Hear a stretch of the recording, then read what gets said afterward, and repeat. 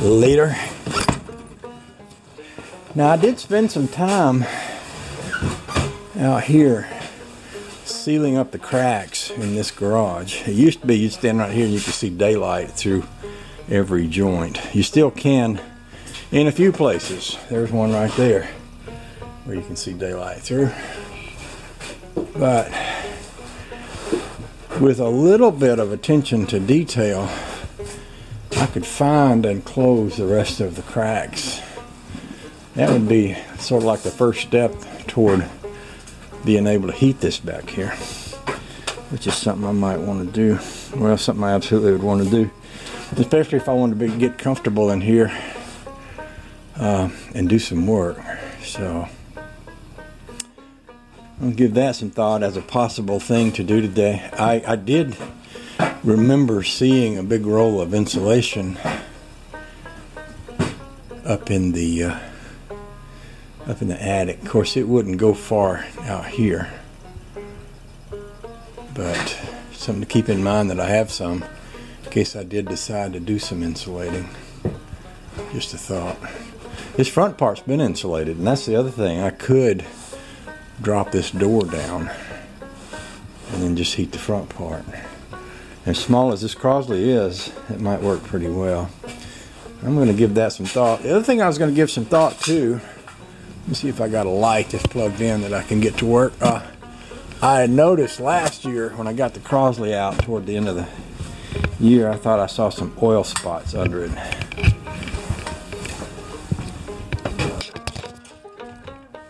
This is plugged into something, but it ain't working.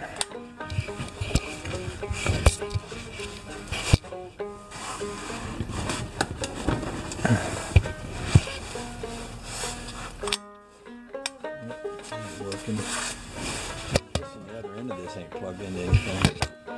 Let's see. There's that end. The other end goes down here. Attaches to nothing.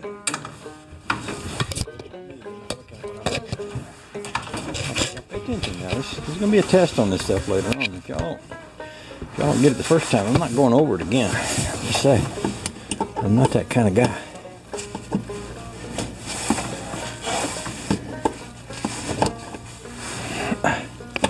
Come on, you can do it. I know you're frozen and bent out of shape, but you can still do it, I think. There, we got a light now. Look here.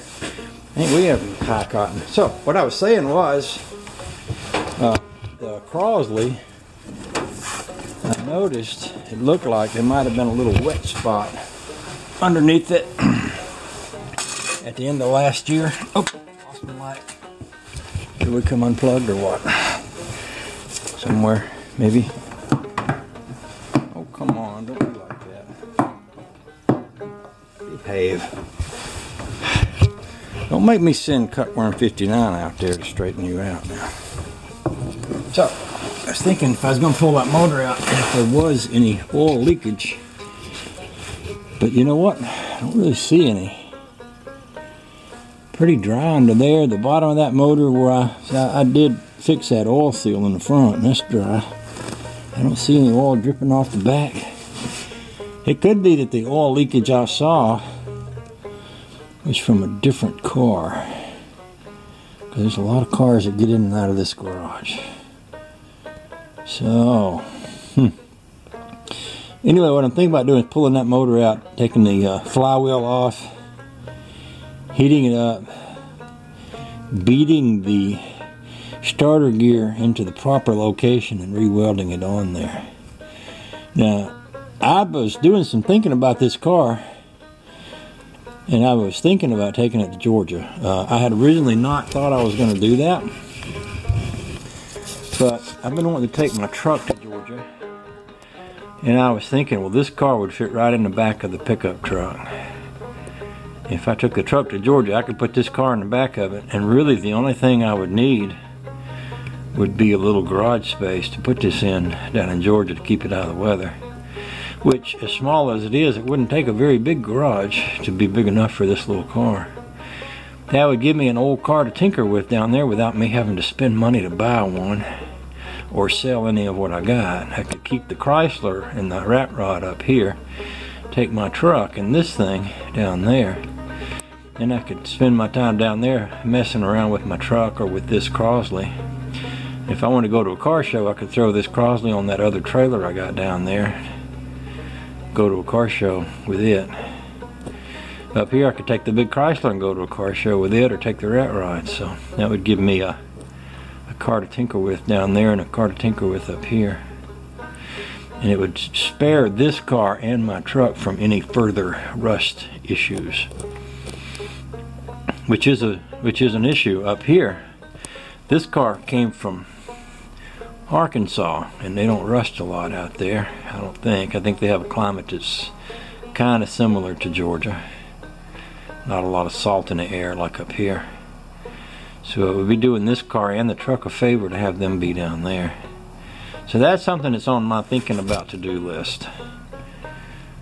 Thinking about a little garage space for the Crosley, and I could actually come off with a lean-to off the side of the building I built down there and make a big enough spot for the Crosley to sit in.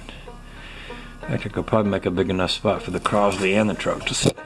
Oh, more sheddage. Oh, a little more sheddage anyway. Alright. So, where do we go from there? Well, let's see. If we're going to pull the motor out, then we might as well get the hood off, right?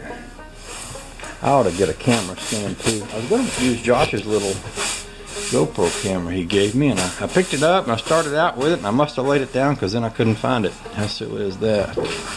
So, I might go with a camera stand, and I might pull out my heater. I've got a little propane heater back here, and feels like it's got some gas in it. So I could drop the door down, heat that area up, and work in there. Sure could. Sure could. Sure could.